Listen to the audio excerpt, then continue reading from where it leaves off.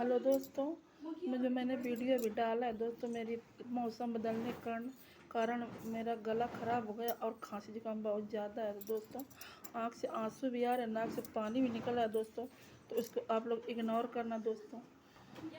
मैं उस दिन से होली के दिन से मैं बीमार हूँ। पकवान निकाला था, बस ठंडा पानी पी लिया, तो बस मेरा उसी दिन से मेरा गला ख़राब हो गया, खांसी जुकाम।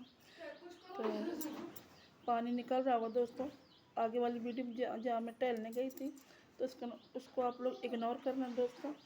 आँखों से पानी भी निकल रहा है और नाक से पानी निकल रहा है। तो दोस्तों उसको मतलब वो मत करना दोस्तों। मौसम बदल रहा है, उसके कारण है दोस्तों।